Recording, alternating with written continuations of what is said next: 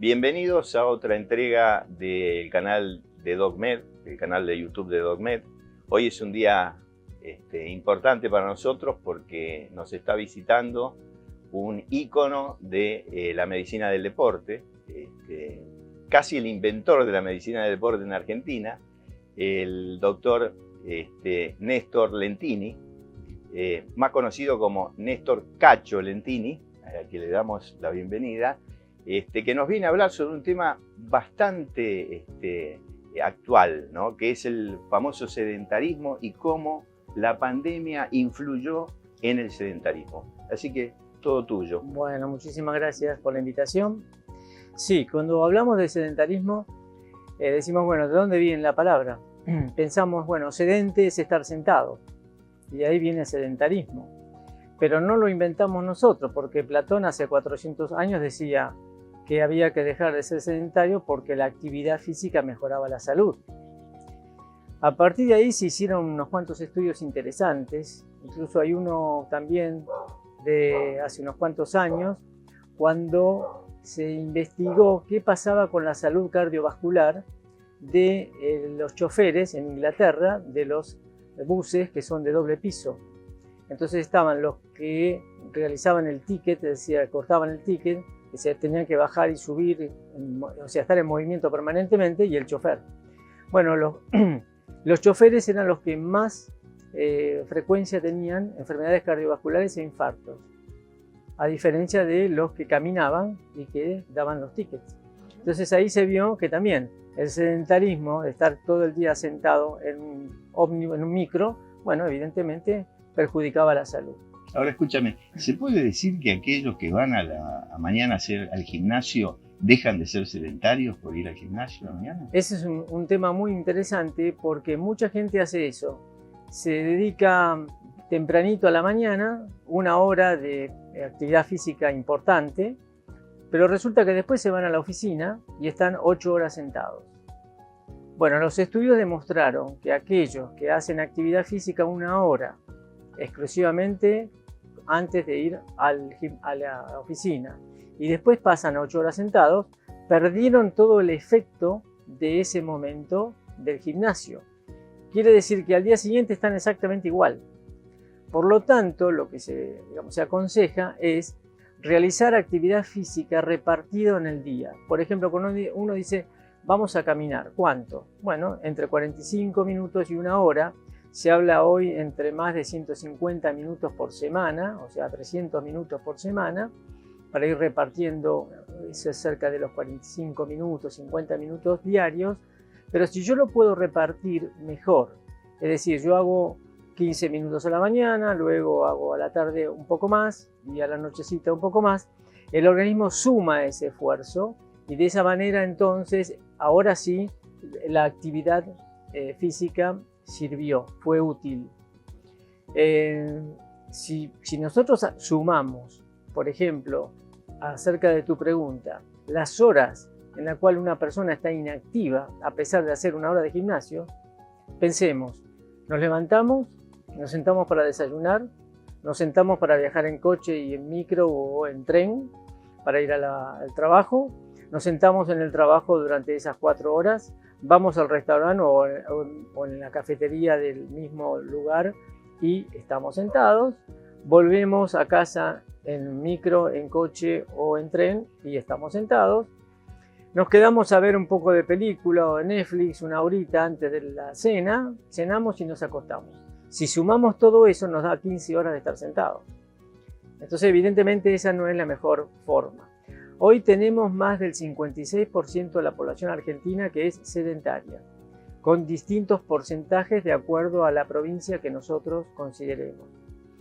Y hay algo también muy importante que... Perdóname, ¿eso quiere decir que hay provincias más sedentarias que otras? O sea, exactamente. Hay provincias que tienen más sedentarismo que otras. Hay provincias donde varón-mujer, en la comparación, se observa que hacen actividades, por ejemplo, leves, medianas o intensas.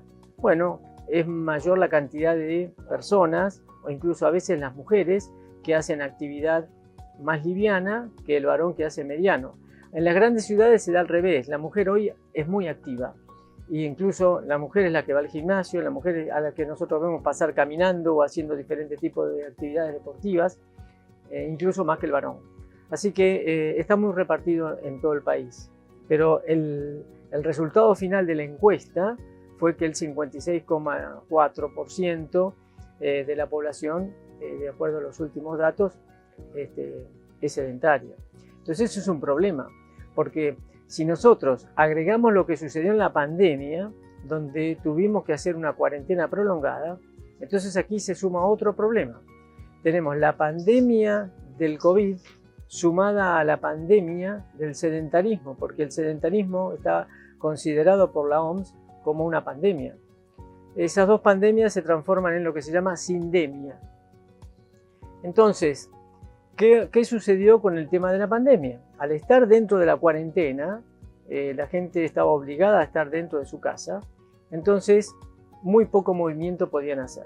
A los que más perjudicó tal vez es a las personas de más de 40, 50 años, porque al estar sentados, al estar frente a un televisor, al permanecer encerrados, tuvieron muchos problemas que por supuesto no lo tuvieron tanto aquellos que viven en casas o al aire libre.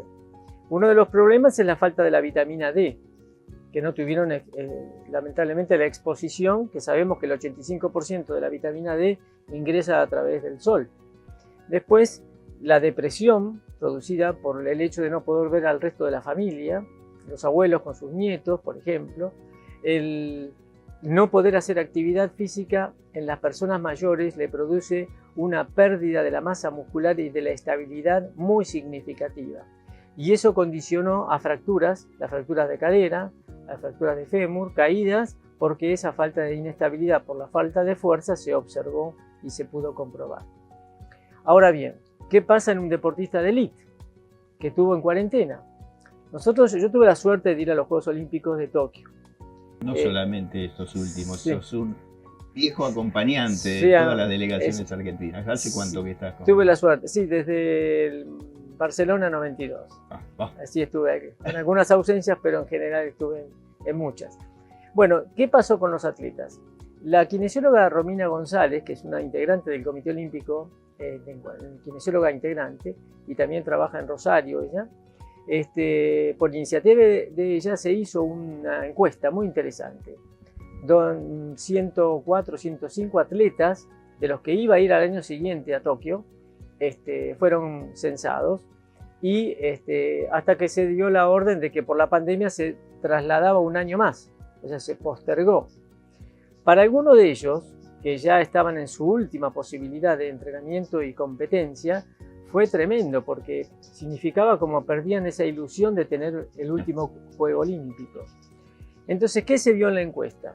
Por ejemplo, aumentaron de peso, cambiaron su composición corporal, es decir, aumentaron la masa grasa con disminución de su masa muscular. Pensemos que el atleta de alto rendimiento es un coche de Fórmula 1.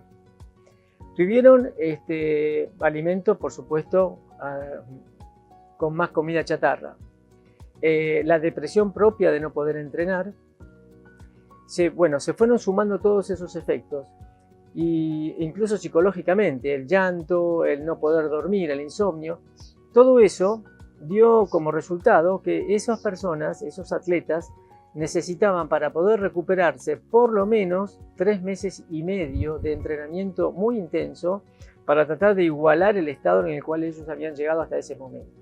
Entonces fue muy duro para ellos volver a entrenar cuando lo pudieron hacer, porque la cuarentena realmente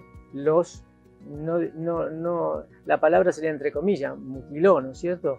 Desde el punto de vista de lo que es el alto rendimiento, para ellos evidentemente están acostumbrados a trabajar todo el día y cuando se lo compara a cero, entonces evidentemente el daño fue muy grande.